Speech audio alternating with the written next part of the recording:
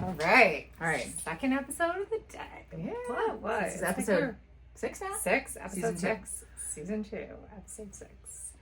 Season 2, episode 6. We've got this. Here we go. I'm Naomi. I'm Liz. And we're the Ren Galloway girls. And we are so excited to come and be with you on this first day of 2025. Yeah. New Which year. is amazing. We are recording on New Year's Eve, but this will drop as the new year kicks off, and we are so excited to have a plan to bring more regular episodes, and we're just like super pumped about that.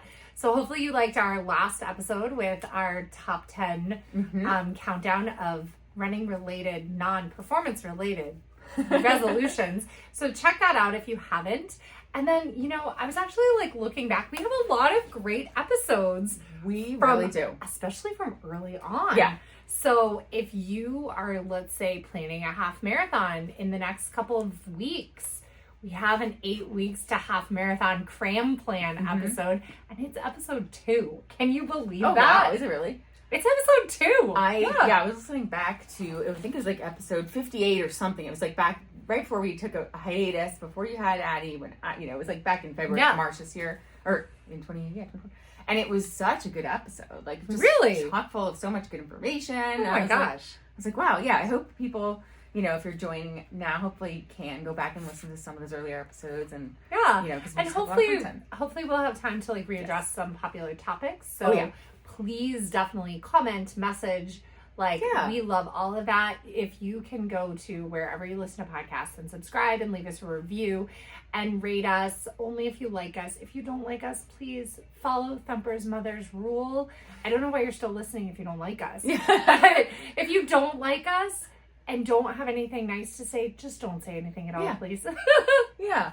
And, I think this is today we have a good topic. And we love you anyway. We do, even if you don't love. No, go find what you like to listen to. It's not us, apparently. But I think we have a good topic today. That's a popular topic that's in the air right now, or especially as people talk about New Year's, and everybody always wants to resolve to do something with their food, and or their body composition, or whatever it is. Rather than focus on takeaway, we're going to talk about things that you can do to add health to your life. And one of the things you can do is work on your protein intake. Protein is super important for runners, especially women over. I told ChatGPT to say 38, so that's why this says 38. Well, and you know why? Because 39 is the average age that women begin perimenopause. Yeah. So that's why over 38 is applicable, because perimenopause sets in and things really matters even more than it did before. Can we please talk about that really quick before we go into protein? Let's do it. Because so many people think perimenopause is the year your periods slow down as you go into menopause. And that is not true.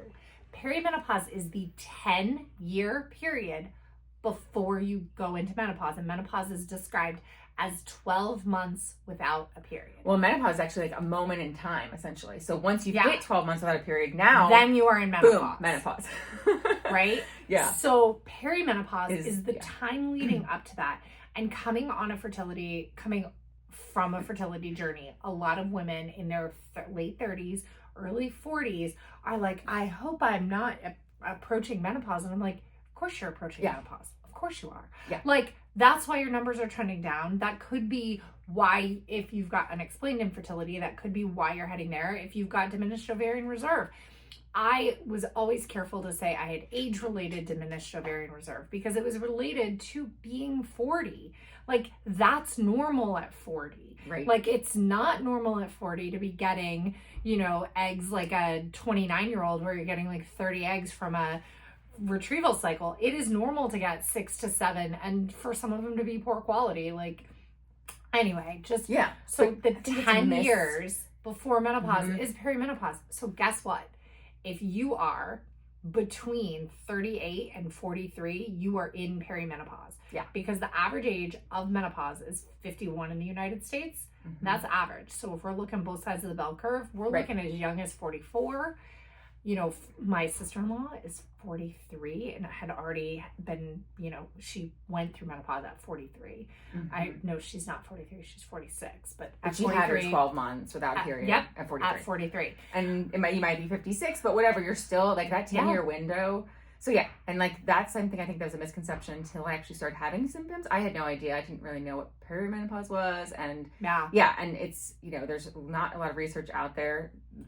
They're getting there, but there's just not. And you know, you can look to your mother as to a possibility of when that might happen. You can look at your family history, but it's so unique to each individual and how sensitive you are to the fluctuations in your own hormones too. Yeah.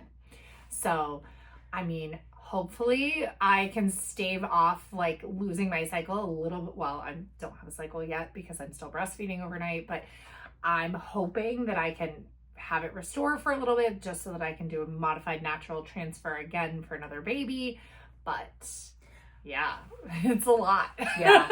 And, you know, you just mentioned to me last week or whenever on our new watches that we have temperature, which can help you with cycle tracking if you are, you know, either breastfeeding or you have, you know, you don't have a cycle yet, I guess. Yeah. But if you have some other reasons why you're not seeing a cycle.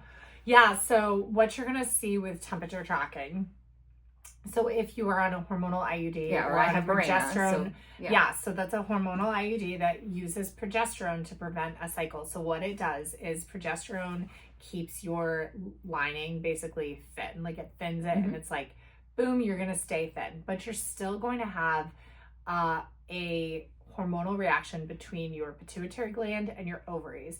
So the pituitary gland is going to send out follicle stimulating hormone, which stimulate the ovaries. The ovaries then send back estrogen, and the estrogen is what is growing, like a follicle grows, produces estrogen, turns off the follicle stimulating hormone. And then when the follicle ruptures, boom, that follicle then turns into, it luteinizes, right? And it secretes progesterone, and that is going to send your temperature up in the second half of your cycle. So you can confirm ovulation with 2 or 3 days of an elevated basal body temperature, which will then stay elevated for about 10 to 12 days. And that's your 14-day luteal phase. In general, the average is 14 days. And most people have a 14-day luteal phase. Right. Because that's how long it takes for implantation. Luteal phase defect was like popular, and this is just in infertility terms, it was popular a while back. Not really a thing. Generally, that it's more of like mistiming ovulation is what they find out. But what the variable part of your cycle is going to be the first part, which is the follicular phase. And that's when the pituitary gland is sending FSH down to the ovary. And when you get into perimenopause, the ovaries are less responsive. So your body sends out more FSH, which causes those little follicles on your ovary to kind of go, okay, I'm coming. So then that shortens that front part. Right? And that's why your cycles get shorter. And then sometimes your ovaries are like, they're like, okay, I'm real tired. And that's why you'll have a long cycle in there. And so watching that temperature spike, that's like proving out. And so sometimes what you'll have, especially as you get older, you'll have one cycle where your body will try to ovulate and your estrogen will come up and the follicle didn't really respond. And so you'll get you'll get an LH surge, but then nothing will happen with your temperature.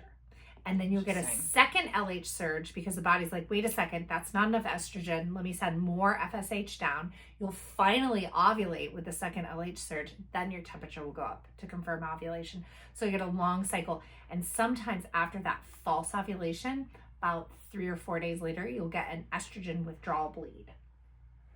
So just nice, which could look like a really short cycle, but if you're seeing a cycle shorter than 21 days, you're not ovulating because of the whole 14 days with progesterone effect.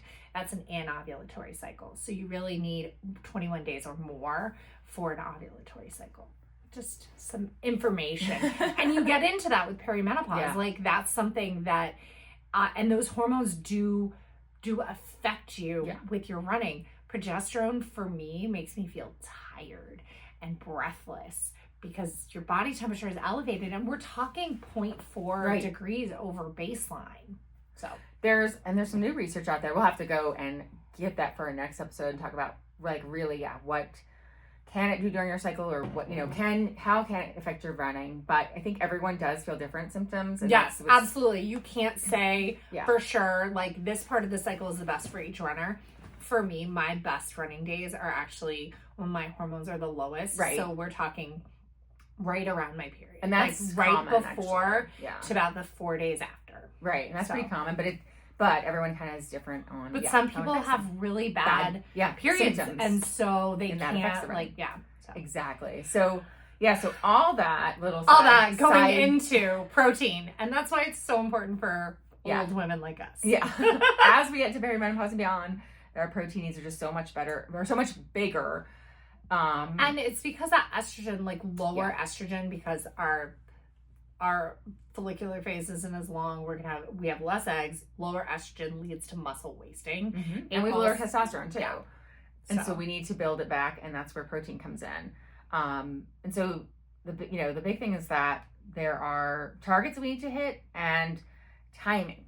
And then like, how do we get there? So let's talk a little bit about general recommendations for protein intake, because it can feel overwhelming. Yes. First off, tracking macros is ridiculous and hard. It is hard. And especially if you're coming from a place where you maybe have had issues with disordered eating or an eating disorder in the past, the idea of tracking these things can feel overwhelming. And it can feel triggering too. Yes. And so for me, that can be really, really difficult. And so I like coming up with kind of a range. So the first thing you need to look at is, are you getting enough what are you getting as far as protein intake? And the minimum that human people should be getting is 0.8 grams per kilogram, which is about of body weight. Of body weight, which is about, take your weight and divide it in half. That's the amount of protein you need as a human. That's for sedentary. That's for human life. Yeah, just for human life. Not once you start talking about being athletic. But where are we getting protein sources? If you're eating animal products, you are probably getting that. If you're not eating animal products, you should really look at your protein sources. Naomi could probably speak to like the best places to get protein if you're not eating animal products. Yeah, because you end up needing a lot more volume. A lot of times from beans and legumes and all of that, and vegetables all have protein, and so do pastas and things like that. But you're oftentimes needing to have a higher volume than you're probably taking in. And so if you're ovo-lacto-vegetarian, then obviously you can do, there's a lot of high protein yogurts, eggs are great, and then there's, protein shakes. If you're vegan and you don't do eggs and dairy, then you're definitely gonna have to rely more heavily on protein shakes and supplements, because you're just not gonna get the volume, because you're going to get, so you would have to eat, 3 cans of beans in a sitting instead of like a half a can of beans that you're really eating, or whatever it is. And so or half a cup of beans, not a half a can. A can. A can is what, 16 ounces? Yeah. So that's like 2 cups. Yeah, like you're just not eating that much in a sitting. Yeah. I noticed that when I was vegan for a while. And side note on tracking, if for me, triggering it all, instead of using an app, because that's going to show you everything, it's going to show you calories, it's going to show you fat, instead of that, I just take like a scrap of paper, like take a little Post-it note and jot down just the protein.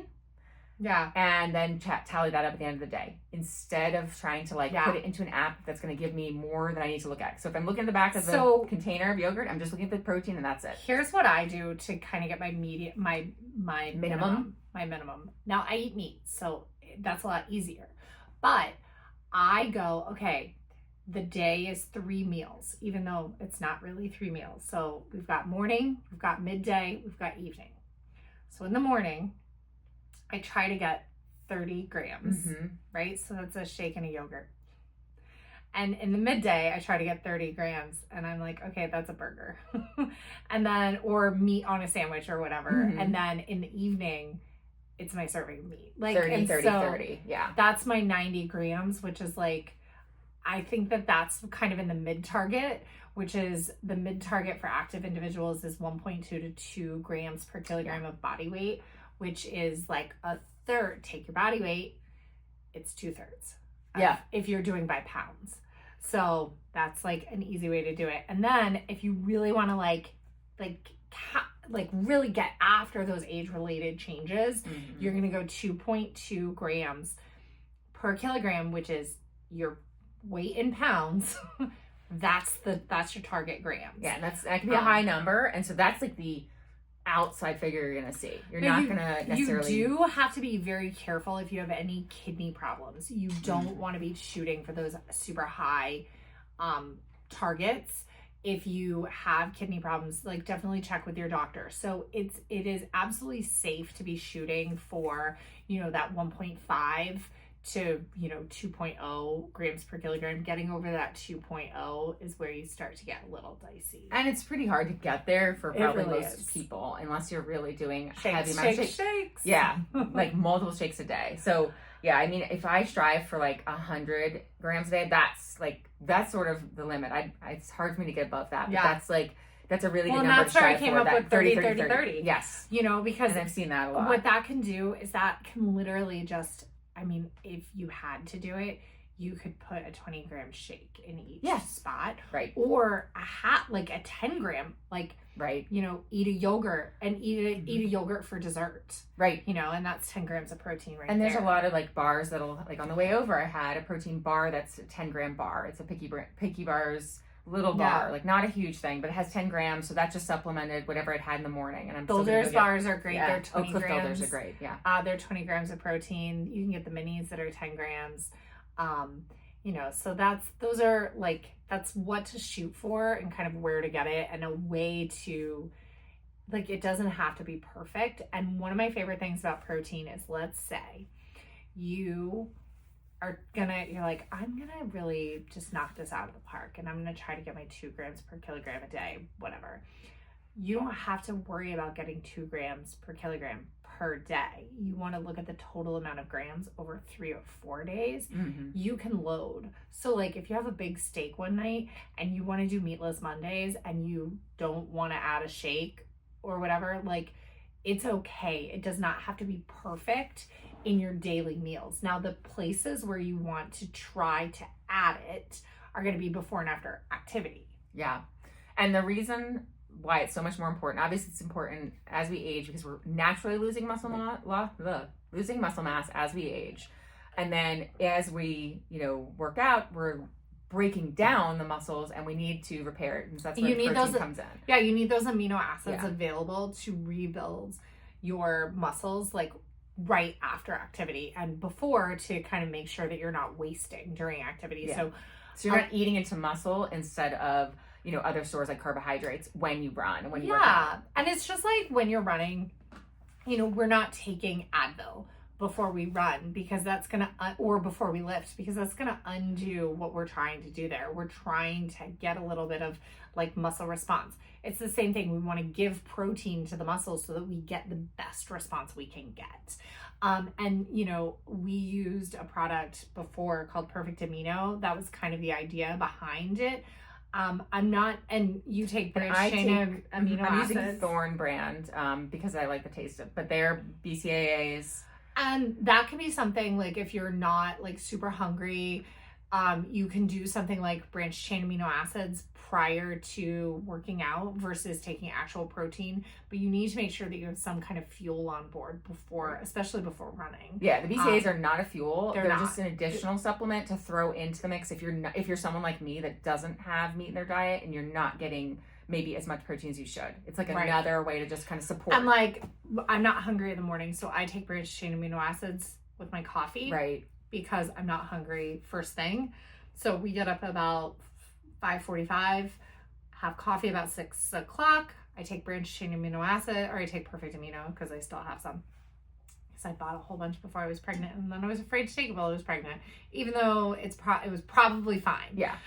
So anyway, I take my amino acids with my coffee. Then I go to work and have my protein and breakfast and all of that, oats and all that jazz. Yeah, and I do the same. I take my BCAAs and then my AG1 and then my coffee. So they're the first thing I take when I wake up, and they're just kind of a support. It's not to replace, you're still going to try and get everything through your diet. Yeah. And it's just like an extra support though. Now, when you're running, you need to replace carbs and protein at the same time after activity like a cardiovascular activity. And so you want to look at a 3-to-1 or a 4-to-1 carb to protein ratio. And then, but you're also going to be looking at 10, a minimum of 10, but really we're trying to shoot for 20 grams of of protein, which means you're taking in a lot of carbohydrate after runs as well. Yeah. If you're getting that 3-to-1 or 4-to-1, we're talking about a meal. We're not talking about a shower shake. A shower shake is a great start, but after, maybe that looks like a Gatorade followed by a shake, right? Like shower wise, and then a meal, because we don't want to let the appetite suppressive effect of our workout take over. And then we push off eating, and then we push off fueling, and then we're in a disordered eating cycle or a low energy availability cycle, because you might be eating enough for your life, but if you're not timing it right with your running, you're at risk of all the symptoms of low energy availability. You're at risk of bone loss, you're at risk of injury, all of those things. So we have to make sure that we're fueling our activities and not just, putting off our eating. Yeah. And yeah, that 3-to-1 ratio, like you said, it's a lot, because if you're getting 20 grams of protein and 60 grams of carbohydrate. That exactly. So that's a pretty big meal, but that's doable if it's a meal. And that's what, I've really gotten into the habit of, is coming home, making a pretty big meal when I get home from a run. So it's like, maybe it's not huge, but it's got like, at least I'll do 2 eggs, 2 big like hearty pieces of toast, and then something else too with it. So to kind of round out. Fruit is a great source of carbohydrate. My favorite, I love juice. Orange juice. Like this is tangerine juice mixed with seltzer. Yum. Yeah. So there's ways to, it's pretty doable. You just have to kind of retrain how you do it, how you fuel. Yeah, and how you think about your fueling. Yes. It can be really hard. So when this is actually tips for hitting carb targets while increasing your protein are to use protein-rich grains. Apparently, quinoa has a ton of protein. Quinoa has a ton of protein, but it doesn't have a lot of carbohydrate. It's interesting. And then another one is couscous actually has a lot of protein, and it has a good amount of carbs. So I was shocked at how much protein was in there. That's awesome. It came out of an argument with my kid who was like, I just want to eat couscous. And right now she's only eating potatoes, because she goes through phases where she eats one thing for a while. Hi, ADHD. Hi, ADHD. How are you? So but if she puts cheese and sour cream on her potato, it's balanced meal. It's a balanced meal, because she'll eat something else with it too. But seriously, like a baked potato with cheese and sour cream. Yeah. Loaded baked potato is like a perfect meal. I swear that's what I lived on before I met Brian. Yeah. Yeah. And she'll usually have a sausage, like vegan sausage with it or something. So it's a whole meal. But awesome. So couscous is one other grain that actually does have quite a bit of protein in it. So you'd be shocked sometimes at how much protein there are in some of the grains. And then if you're a meat eater, another way, now it's not a complete protein, another way to increase your protein is with collagen peptides. Collagen peptides are, they do provide some protein. It's not complete though, so it's not going to help you build muscle. It's not going to prevent the muscle wasting, but it is very good for your cartilage and your joints and ligaments, your hair, skin, nails. It's like a beauty thing. So I actually love collagen peptides. I add them to one of my protein shakes a day. So I used to add them to my coffee, but it's a nice addition as well and an option if you are a meat eater. They're generally made of like beef skin. Yeah, or like hooves or something. But it's really good if you're an aging runner or an aging person, because you need that support, that like joint health. So we've got a lot of protein sources for you. You've got lean meats, fish, eggs, dairy, tofu, beans, nuts, seeds. Some vegetables have protein in them. Some pseudo grains like quinoa have protein, and couscous. That's great to know. Hard-boiled eggs are, a great easy thing. I'm not a huge fan of like the yolk, which has all like the good fat and everything that you need. So to get me to so hard-boiled eggs are a bad option for me, but scrambled eggs are a great option for me. And like you can make scrambled eggs so fast. Yeah. With very little like cleanup too. Very easy, yeah. Protein bars, which we can even microwave scrambled eggs. You love cottage cheese. Cottage cheese, and lately I've been doing the skyr yogurts, which is the Icelandic yogurts, which have 15 grams of protein in a yogurt. They still have a lot of carbs too, and not allowed to add sugar. Skyr or Greek yogurt. Yeah. Both of those are Skyr, whatever. And then cottage cheese are super high protein dairy. And you can also trick your kids, because you can put, like, cottage cheese, you can blend it up and use it in the place of, or in addition to, like, ricotta and something in your pastas. Oh, yeah. So that the kids end up with a lot of protein on board that they don't know that they're getting. I thought you were going to say add it to a milkshake. Ooh, could do that. Like, add it with, like, a make a smoothie with, or put frozen fruit. Yeah. And like something like cottage cheese or yogurt, like a really a yogurt they might not eat because it's thick. Yeah. And it has the protein in it. It's funny. I like thicker yogurts. I'm doing them because they have more protein, but it's not my favorite. Yeah. But yeah, so if you can, start. Do you know what I did the other day? Actually, I mixed a tablespoon of flax seeds. Yes. Which also has some protein That's in another, it. yes. In my yogurt, and it was really good. I was like, oh, this is amazing. Flax seeds, yeah. We were rolling Addie's strawberry slices in flax seeds so that it would be easier for her to pick up. Oh, that's clever. I saw that I like make it a little gritty. And like doesn't really change the taste. No. And I think it just made a mess. We made a mess. We add flaxseed to like our overnight oats, and that's also got yogurt in it. So that's like a good way to do, a protein pack in the morning. Yeah. And then we also, flaxseed is a vegan egg replacement, right? So we do flaxseed in a lot of stuff. So yeah, that's a good idea. Flaxseed definitely got protein and some of the other like amino acids. Yeah, and so some people might be like, but wait a second, if I'm eating all this protein and I'm eating all these carbs and I'm running, aren't I gonna get heavier? Well, you might, but you might need to. Yeah. So you might need to. But in general, if you're fueling your body well and your body is at the right size for you to have enough energy on board, you're not going to get all bulky and beefy and anything. You're just going to prevent muscle wasting, and you're just actually going to live longer and be better long term. And adding, if you're adding weight that's protein, you're adding protein to your diet, you're adding, muscle to your body. Yeah.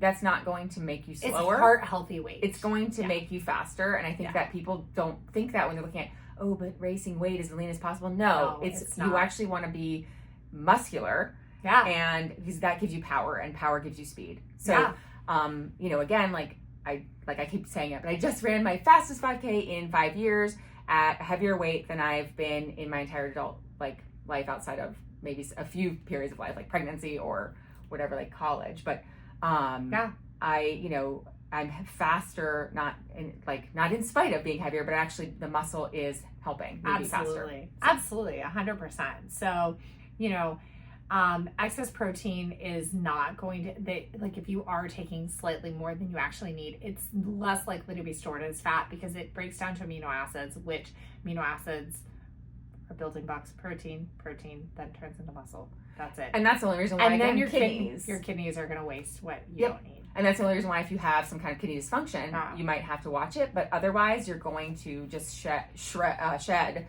any excess protein out in your pee. So yeah, and then as you're changing your diet, especially if you're coming from a state of low energy availability, you may have some GI distress that you have to work through. But especially if you're going from, say, a very processed diet or a diet that's been lacking like what you actually need, you may, or you're coming from a very vegetable heavy diet, you may go through a little bit of GI distress, but your gut is smart and you will go through about a 2-week period and then everything will be fine. So don't stress. Just stick with it until you get to the end of it. So I have done I'm not saying that this is like something people should do. I don't know how healthy it is. Like, I go back and forth in my thoughts on it, but I did Whole30 a bunch in January's for years. And I still am in a place where I think something like that can be useful and good. But I also think food rules are bad. So like I really struggle with it. But in doing Whole30, day 5, 6, and 7, you feel really bloated. Like as you're like kind of detoxing or getting used to eating more vegetables and more protein and like less sugar, like your gut kind of detoxes. But like by day 13, you feel amazing. And I have done it where I've eaten not enough, and that was not good. And I've done it where I've like counted to make sure that I was hitting good targets, like real, like, you know, because my running always dipped down during that time, but where I was like eating a good amount of calories for my size and everything. Granted, this was years ago, so I don't even know how it would work like now. But anyway, that's just to say your gut will get better. That was the long story long of that. Your gut will get used to it. So yeah.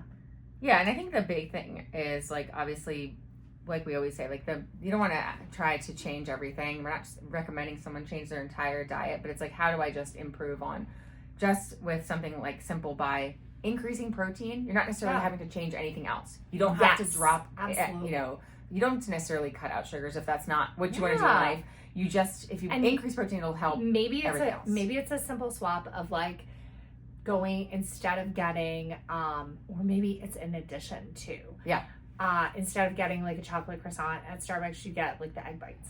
Yeah, exactly. Like maybe that's what you do. That's or the swap, or you add the egg bites to your order because, hey, you just ran, you need that chocolate croissant too. Or you do the protein shake with the meal. It's a drink with your meal. It's not a replacement, and it's also not. Because most of these protein shakes, when we're talking about 20 grams of protein, they're 150 calories. Right. Which is like a soda, and you know how we feel about soda. We're pro soda. And so it's a good way to just, add to, and again, not take away. We're not trying to take away. We're not trying to, like, it's not a diet to add protein to your life. And like, I know that a lot of runners out there are like, okay, but I do want to change. Maybe a doctor's told you that you need to lose some weight, or maybe you're at the beginning of your fitness journey and you're like, but I was hoping to lose weight while running.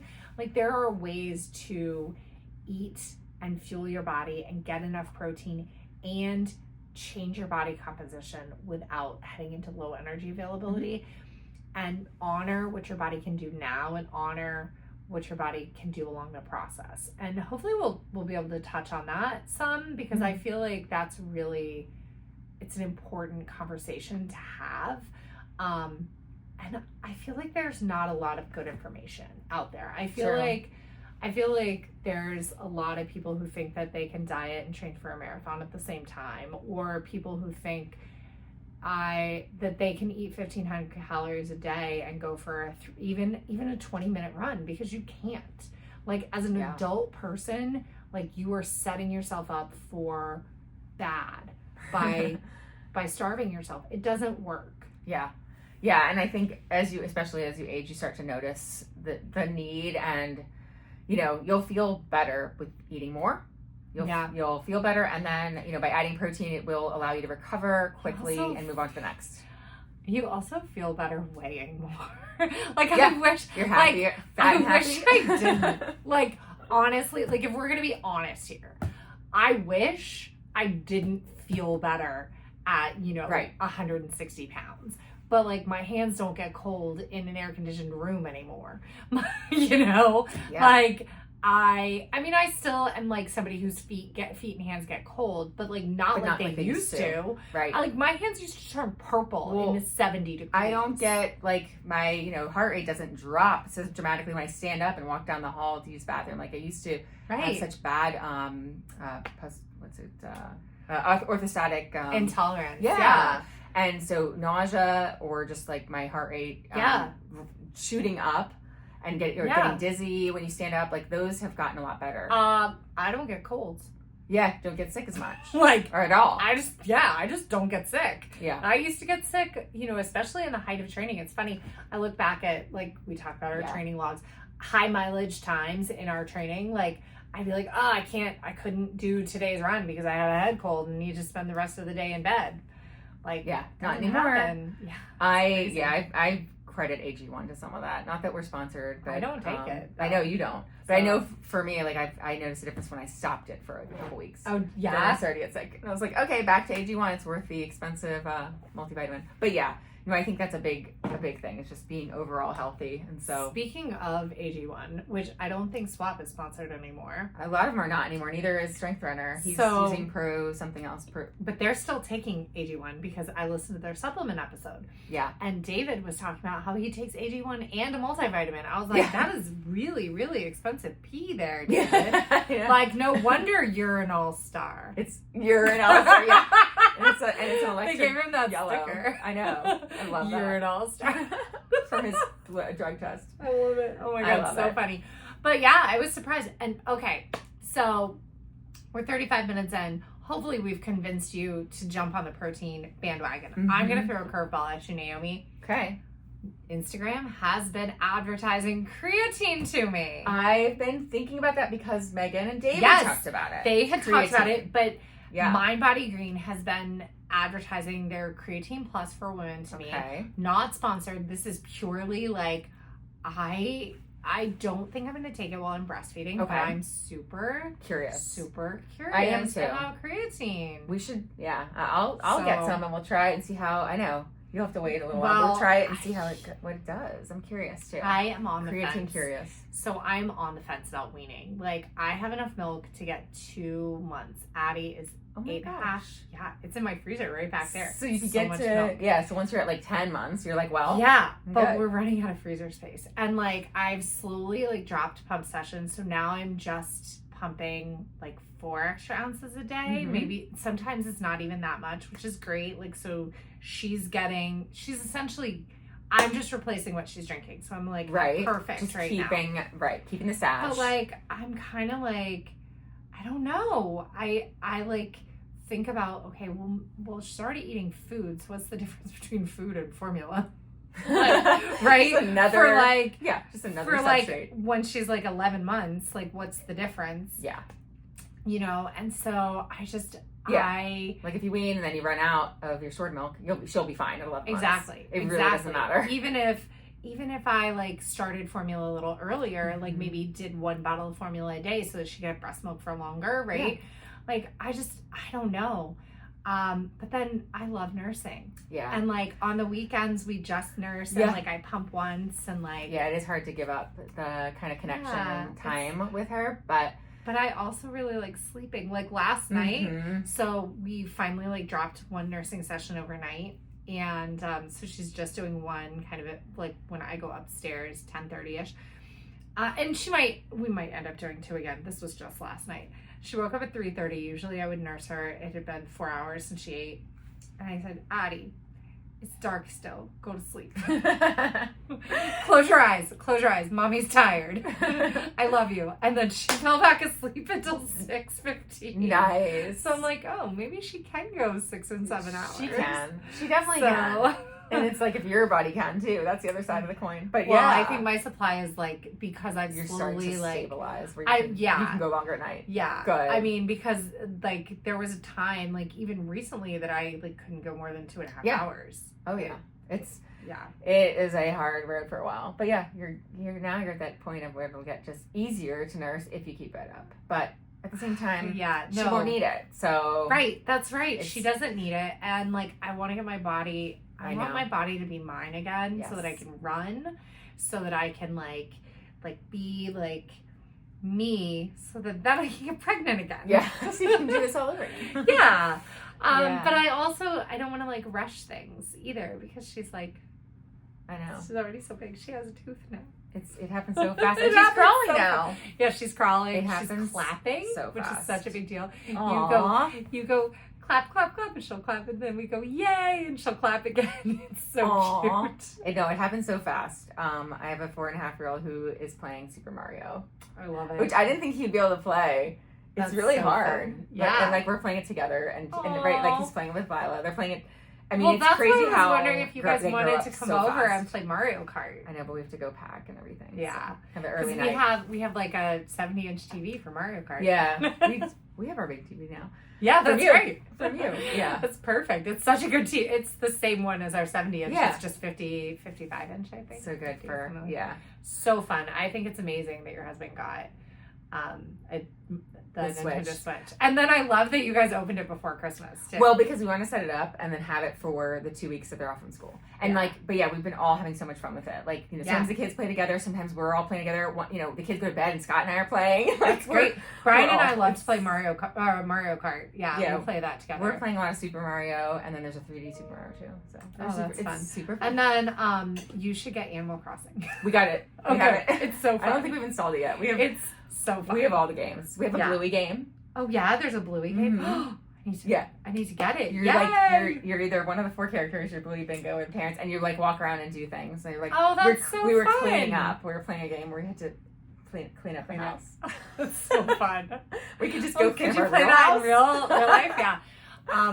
We have 2 Switches because it was ridiculous. We bought one and I basically bogarted it, Brian. And then I was like, maybe we need a second one so that you can play too. That's kind of what I was saying when we were at my mom's house, because I was sitting on the couch. We also brought the whole thing plugged into the TV there, but I was sitting there playing. And Scott was like, I'm really glad I got you that Switch. Yeah. I was like, maybe we need one for the kids since I stole it. Yeah. Well, and we have we have a base installed at each TV. And that's what's smart. So cool about the Switch is you can take them and plug them in any which way. And then they're like a personal gamer. Yeah. And we have 4 big controllers too. Yeah. So we can all play. And, we have maybe 3 big controllers, but then we use the little Joy-Cons with the slide thing. Yeah. It's so fun. But yeah. It definitely is. The big thing is until now when everything is USB-C chargers is having enough USB-C chargers. That's true. Yeah, that's not a problem. We have because you guys were Samsung, now you're Apple. Yeah. So, all right. So why don't you guys help us out and like and subscribe and all that jazz? But message us and tell us your favorite protein-rich snacks. Yeah, I'd love to hear some more suggestions. Yeah. Well, we can put together a post of some suggestions. Yeah. In addition. And then next episode, we're going to be talking about being old and making muscle from all that protein. Yes. So get ready. Strength training for old ladies like us. Oh my gosh, we're so it's funny. We are so not old. I know. But we're also not young anymore, which is just it's a mind fuck. It's weird. It's so weird. And no, it's really weird to be, and you might be too, I'm the old person at work. Almost all my staff is a lot younger than me. We have a couple people, but it's weird to be the old people. I'm in the middle. So I'm in the middle, because I've got some really young staff members, and then I have some staff members who are 75. Yeah. No joke. I have a woman who works for me that took care of Victoria, who's 2 years older than me. When she was 2. That's insane. So yeah. Aww. So I'm squarely in the middle. I have 2 people older, and then I have one who I just hired who's the same age, but everyone else, I have another person the same age, but it feels like I'm the old person.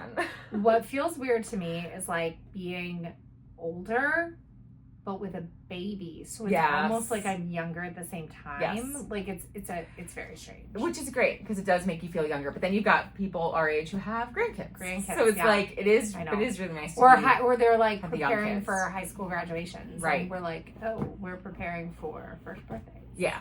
No, it is nice. Even though Julian's not as old, Penny's riding up on the couch now. It is nice to have it keeps you young. I feel like absolutely. It makes me feel younger to have a 4-year-old. Absolutely, 100%. I was talking about that with Brian. I was I feel because we had our kids older, it's kept us younger. Yeah. But that's why it's really important for us to take care of our bodies so that our daughter isn't oh, I have old parents. We want instead her friends to go, your parents are how old? Right. Why are they more active than my young ass parents? Exactly. And that's where protein is important and strength and coming back, looking 30 years down the road and you being able to run around with Addie's kids instead of being an old grandma who can't do anything. So yeah. I know. I hope she doesn't wait until she's 40 to have babies though. Come on, Addie. Yeah. Get with the program. 8 months old. Get with the program. Alrighty. Well, thank you guys so much for tuning in and listening. Yeah. And we will see you soon. Yeah. And Happy New Year. Happy New Year. Bye.